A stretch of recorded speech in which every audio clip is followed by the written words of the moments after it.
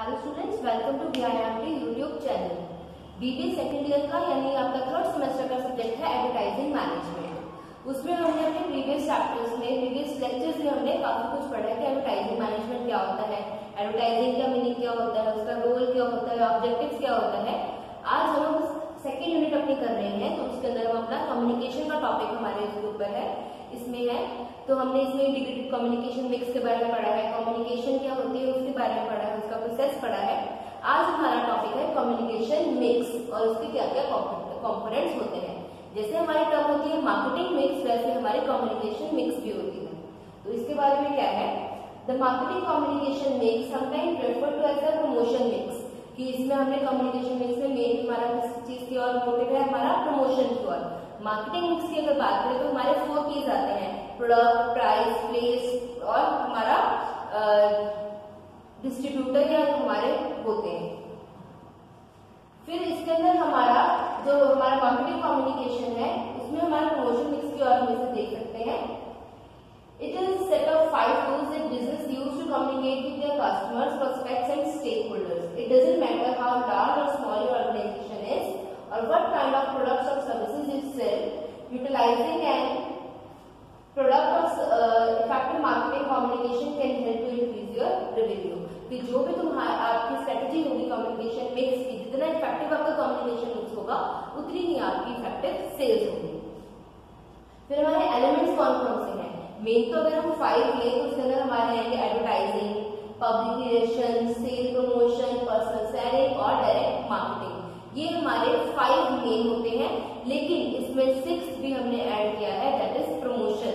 क्योंकि हम मार्केटिंग उसे हम अपने मार्केटिंग मिक्स की जगह कम्युनिकेशन मिक्स जब टर्म यूज करते हैं तो उसके अंदर प्रमोशन के बिना हम कम्युनिकेशन नहीं कर सकते अपनी। तो इसलिए हमारा जो 6 इसके अंदर कॉम्पोनेंट है वो हमारा है प्रमोशन या sponsorship. Advertising refer to any paid promotion of product, services और ideas by an identified sponsor, कि हम किसी आइडेंटिफाइड स्पॉन्सर के थ्रू ही अपने प्रोडक्ट की एडवर्टाइजमेंट करते हैं। इसमें organization can advertise in a number of ways such as on television, radio, magazines, newspapers, billboards and online. किसी भी वे में हम अपने प्रोडक्ट को एडवर्टाइज कर सकते हैं। It's an effective way to reach large quantities of people, but it can be very expensive as well. कि अगर हम सभी को यूज करेंगे तो वो हमारे एक्सपेंसिव भी होगी। इसमें इसलिए हम उसमें से कुछ बेस्ट कंपोनेंट चूज करते हैं जो हमारे बिजनेस के लिए सबसे बेस्ट और सबसे इफेक्टिव है। फिर हमारा इसके अंदर हमारे जो 6 कंपोनेंट्स है उसका एक डायग्राम है, जो है हमारा advertising, personal selling, sales promotion, public relation, direct marketing या फिर पैकेजिंग। डायरेक्ट मार्केटिंग या इंटरनेट मार्केटिंग से ले सकते हैं, जिसके थ्रू हम डायरेक्टली अपने प्रोडक्ट को एडवर्टाइज करते हैं और मार्केटिंग करते हैं उससे। अब इनके बारे में हम करेंगे एक एक करके। एडवर्टाइजिंग सबसे पहले हमारा कंपोनेंट है कम्युनिकेशन मिक्स का। तो एडवर्टाइजिंग क्या होता है कि हमने स्टार्टिंग से पढ़ रहे हैं कि एडवर्टाइजिंग क्या होती है, paid form of promoting your product, advertising your product. कि अगर हमने अपने मैसेज को अपने कस्टमर तक कन्वे करना है तो हम अपने मैसेज को कन्वे करने के लिए जब किसी मीडिया का यूज करते हैं तो दैट इज एडवर्टाइजिंग। तो एडवर्टाइजिंग हमारी यहाँ पे बोला है कि 2 टाइप्स की हो सकती है, ATL या BTL। ATL क्या होती है, जब हम अपने टेलीविजन, रेडियो, प्रिंट या कोई अदर टाइप यूज करते हैं तो उसे हम ATL एडवर्टाइजिंग बोलते हैं। और अगर BTL में हमने तो हमारे होते हैं आउट ऑफ होम एडवर्टाइजिंग, कि हम अपने घर से बाहर निकलकर जब होर्डिंग्स में देखते हैं, हमारे पास जो न्यूज़पेपर्स में आते हैं या फिर किसी और थ्रू जो पैम्पलेट्स वगैरह के थ्रू हमारे पास एडवर्टाइजिंग होती है वो हमारी BTL होती है। ATL में हम घर पर बैठे उन चीजों को देख सकते हैं और BTL में हमें बाहर जाकर भी उस चीजों के बारे में पता चलता है। It is strongly used by brands who have deep pockets or who have a lot of competitors in the market. Advertising कौन करते हैं ज्यादातर, जिनके कॉम्पिटिटर्स बहुत ज्यादा है और जिनके पास बहुत सारा फंड है इन्वेस्ट करने के लिए और अपने प्रोडक्ट को प्रमोट करने के लिए, तो वो एडवर्टाइजिंग को ज्यादा से ज्यादा यूज करते हैं। फिर हमारा सेकंड इसमें कंपोनेंट है पर्सनल सेलिंग। पर्सनल सेलिंग सबको पता है कि हम पर्सनली किसी गुड को सेल करते हैं जब हमारे रिटेलर्स के through. Personal selling is the second most common method to communicate the benefits of a product to the end customer and convert him from a lead to a prospect. कि हम एक lead लेकर चलते हैं कि हाँ हम इसे अपने कॉन्सेप्ट अपने कंपोनेंट बना पाएंगे, हम अपने साथ इसे जोड़ सकेंगे अपना प्रोडक्ट इसे सेल कर पाएंगे, हमारे लिए मेन मोटिव होता है। और जब हम उसे अकम्प्लिश कर देते हैं with the help of direct communicating with him, तो हम इसे क्या बोलेंगे, पर्सनल सेलिंग।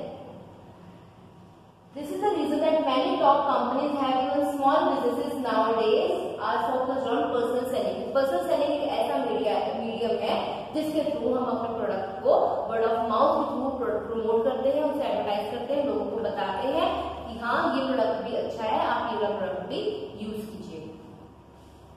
फिर है if you enter a branded retail outlet, you will many times find that the company promoter is already present in the retail outlet.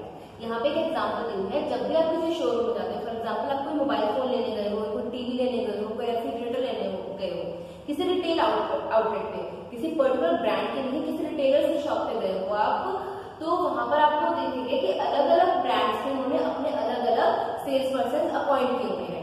जैसे अगर Samsung का, अगर हम मोबाइल की बात करें तो सैमसंग का अलग होता है, ओप्पो का अलग होता है, रियलमी का अलग होता है। इसी तरीके से हर कंपनी का उन्होंने अपना अलग अलग सेल्स पर्सन वहां पे अपॉइंट किया होता है। इसका उन्हें क्या फायदा है कि वो उस चीज के, जिस ब्रांड के लिए वो खड़े हैं, उन्हें उस चीज के बारे में डीपली हर चीज, हर बारीकी पता है उन्हें, वो इजीली आपके साथ बात कर पाएंगे, आपको कन्विंस कर पाएंगे कि आप उनका ये प्रोडक्ट ही खरीदो। और अगर हम सोचे कि हम किसी ऐसे रिटेल मतलब वहां पे गए हैं जहां पे सिर्फ कॉमन सेल्स पर्सन भी है, तो उनका, और वहाँ पे बहुत सारे ब्रांड्स हैं लेकिन वो रिटेलर है, उससे कोई सेल्स पर्सन पर्टिकुलर अपॉइंट नहीं किए हुए हैं, तो क्या होगा, उसका मेन मोटिव क्या होगा कि मेरे इस ब्रांड की सेल कम है तो इस चीज को ही ज्यादा प्रमोट करूंगा, मैंने इसे ही ज्यादा सेल कर रहे हैं। उसका ये मोटिव नहीं होगा कि हाँ मैंने एप्पल का ज्यादा बेचना है, मैंने सैमसंग का ज्यादा बेचना है, मैंने रियलमी के करने हैं। उसका ये मोटिव होगा कि मैंने अपने सेल ज्यादा इंक्रीज करनी है, उसे जो प्रोडक्ट अच्छा लगेगा वो उसे दे देगा। वो किसी पर्टिकुलर ब्रांड की ज्यादा तारीफ तभी करेगा जब उसे लगेगा कि हाँ इसकी सेल ज्यादा है और इसमें मेरा प्रॉफिट मार्जिन ज्यादा है। तो इसलिए वो कंपनीज क्या करती है, या डिफरेंट ब्रांड्स वाले क्या करते हैं कि अपने ही सेल्स पर्सन वहां पर अपॉइंट करते हैं। जैसे आपने कभी देखा होगा तो उन्होंने अलग अलग, जैसे सैमसंग वालों ने सैमसंग की टी शर्ट्स डाली होगी, आजकल तो टी शर्ट्स का ये कॉमन हो गया सेल्स पर्सन का कि, और रियलमी वालों की अलग होगी, और जितने भी हमारे MI वालों की अलग होगी, हर किसी की अपनी अलग अलग तरीके के वो उन्होंने सेल्स पर्सन अपॉइंट किए होते हैं। आपने जो भी कंपनी का प्रोडक्ट लेना है, एप्पल का लेना है तो आप एप्पल के सेल्स पर्सन के पास जाओगे, वहां पर जाके जो बड़ा शोरूम होगा। जहां पर आपने किसी और का लेना है, सैमसंग का लेना है तो सैमसंग के सेल्स पर्सन के पास जाओगे कि हाँ मुझे इसके फीचर्स बताओ या कुछ करो। अगर आप ओवरऑल पूछोगे तो वो कहेंगे भाई ये सब सही है, सभी अच्छा, जो मर्जी ले लो तुम। अगर कोई पर्टिकुलर नहीं होगा तो वो तो कहेगा कि हाँ तुम लेकर जाओ, तुम चाहे जिस मर्जी ब्रांड का ले लो। इसीलिए कंपनीज अपने बेनिफिट को ध्यान में रखते हुए एक पर्टिकुलर अपनी ही कंपनी का वहां पे अपॉइंट कर देती है, जिन्हें कंपनी की तरफ से भी रेम्यूनरेशन प्रॉपर उन्हें सैलरी आती है कि हाँ आप जितनी ज्यादा से ज्यादा सेल खींच पाएंगे उतना ही ज्यादा आपकी सैलरी होगी। ये भी सब टारगेट बेस्ड होता है। तो इससे उन्हें क्या फायदा होता है, पर्सनल सैलरी का, कि वो इंटरेस्ट क्योंकि उनका होता है कि मैं इस कंपनी के लिए, इस प्रोडक्ट के लिए, अपने इस ब्रांड के लिए काम कर रहा हूँ, तो मुझे इसकी सेल्स ही पर्टिकुलरली बढ़ानी है। फिर हमारा आ रहा है सेल्स प्रमोशन। जो पूरा पैराग्राफ है वो वही बात है, वही एग्जाम्पल जो मैंने अभी आपको बताई है। अब हमारा थर्ड कंपोनेंट है इसमें सेल्स प्रमोशन, कि हम अपने सेल्स को कैसे प्रमोट कर पाते हैं। इसके बहुत सारे मेथड हैं, बहुत सारे टेक्निक्स हैं, टिप्स हैं जिसके थ्रू हम अपने सेल्स को प्रमोट कर पाएंगे। Where trade discounts and free buys work very well, FMCG in consumer durables, free services and value addition work better than discounts। कि अगर हम यहाँ पे फ्री सर्विसेज अवेलेबल करें तो वो डिस्काउंट से ज्यादा उन्हें सही लगती है। या फ्री इंस्टॉलेशन प्रोवाइड कर दो उन्हें, या कुछ कर दो उन्हें, आप फ्री में, अगर कोई मोबाइल ले रहा है तो फ्री में आप उन्हें ईयरफोन्स दे दो, या टीवी के साथ आप रिमोट के सेल्स दे दो, तो उन्हें ये चीजें ज्यादा अट्रैक्ट करती हैं विद द हेल्प कि अगर आप उन्हें उसमें कोई मार्जिन देते हो, 1000 रुपीज का डिस्काउंट दे दिया, कुछ कर दिया। Sales promotion also involves providing the consumer with an incentive for the purchase of the product, कि कंज्यूमर को कोई इंसेंटिव भी प्रोवाइड करती है कि आप हमारा प्रोडक्ट ले रहे हो। At the same time it may involve giving incentives to the dealers और distributors to get the product selling and moving in the market. वो कंज्यूमर्स को भी दे रहे हैं इंसेंटिव कि उन्होंने बेटर से बेटर प्रोडक्ट अवेलेबल करवा रही है, और साथ ही साथ डिस्ट्रीब्यूटर्स को भी दे रही है कि वो ज्यादा ज्यादा कस्टमर्स को अट्रैक्ट कर पा रहे हैं। फिर sales promotion is increasingly being used as a tool specially after the rising popularity of e-commerce and online sales. Sales promotion कब बढ़ गई है, जब हमारी ई-कॉमर्स यानी ऑनलाइन सेल्स वगैरह जब कितनी ज्यादा बढ़ रही है, क्योंकि हमें इतनी सारी एडवर्टीजमेंट उन चीजों की नजर आती है ऑनलाइन। जब भी हम कोई भी अपनी ऐप यूज करें, कोई गेम यूज करें, कोई भी साइट सर्व करें, तो हमें किसी ना किसी प्रोडक्ट की तो एडवर्टीजमेंट वहां पर दिखी जाती है। तो ये सेल्स प्रमोशन का बहुत ही इफेक्टिव और इजीली, जो भी हम कन्वीनियंट वे हम कहते हैं, वो बन चुका है। नेक्स्ट हमारा पब्लिक रिलेशन, कि पब्लिक रिलेशन कम्युनिकेशन मिक्स में हमारा इंपॉर्टेंट इसलिए है क्योंकि पब्लिक रिलेशन मेंटेन करके ही हम अपने कस्टमर्स को अपने साथ जुड़े रख सकते हैं और नए कस्टमर्स को अपनी ओर अट्रैक्ट कर पाते हैं कि हमने इतनी बेटर सर्विसेज दी कि ये कस्टमर हमारे साथ कई सालों से जुड़ा हुआ है। तो इसी तरीके से हम अपने रिलेशन अच्छे बिल्ड करके अपने कस्टमर अपने साथ अबाइड कर सकते हैं, बांध के रख सकते हैं। Public relation is the art of spreading the news about your products और services in the public domain so that some hype is created and people talk to each other about it। कि अगर हमारा relation अच्छा होगा अपने customers के साथ, कि वो हमारे प्रोडक्ट से सेटिस्फाइड है, प्रॉपरली वो उन्हें कोई प्रॉब्लम नहीं है, तो वो आगे भी आपके प्रोडक्ट का इनडायरेक्टली प्रमोशन करेंगे कि तुम ये ब्रांड यूज करते हो, नहीं मैं भी इस तरीके का ये वाला ब्रांड यूज करता हूँ, मैं मैक का मेकअप यूज करती हूँ, मैं कलर बार का यूज करती हूँ, मैं लैक्मे का करती हूँ, मैं वो का करती हूँ। वो इनडायरेक्टली इस तरीके से प्रमोट ही कर रहे हैं प्रोडक्ट को दूसरे पर्सन के साथ, कि वो दो लोगों को वर्ड ऑफ माउथ के थ्रू एडवर्टाइज कर रहे हैं इनडायरेक्टली। आप उन्हें कोई पैसे नहीं दे रहे हो, लेकिन फिर भी आपके रिलेशन इतने अच्छे हैं, आपने इतनी अच्छी सर्विसेज प्रोवाइड की हुई है उन्हें कि वो बार बार आपके प्रोडक्ट को ही यूज करते हैं, कंज्यूम करते हैं, और वो आगे भी लोगों को ऐसे सजेशन देते हैं कि वो आपका प्रोडक्ट यूज करें।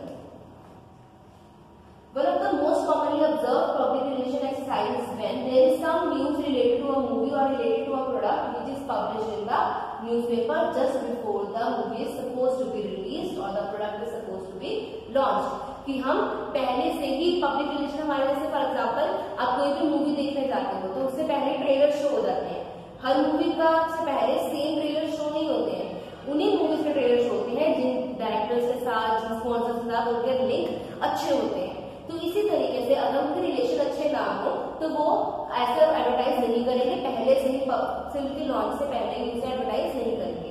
वो अच्छी तरह से अपने रिलेशन मेंटेन करके रखते हैं ताकि अगर कोई हमारा व्यूअर कोई मूवी देखने आया है तो वो मूवी जो देखने आया है उससे पहले भी वो और ज्यादा मूवीज जो आने वाली है उनके भी प्रमोशन, उनके भी कुछ क्लिप्स देख पाता है, जिससे उनके बीच में इंटरेस्ट होता है। आप जब सिनेमा हॉल में जाते हो तो वहां पर सिनेमा हॉल की एड्स आती हैं, टबैको फ्री मतलब उसकी ऐड आती है, टबैको ना यूज करें, और भी बहुत सारे तरीके की एडवर्टाइजमेंट्स आती हैं। वो क्या है कि लोगों को एजुकेट करना, इन्फॉर्मेशन प्रोवाइड करना कि हाँ ये चीज करें या ये चीज ना करें।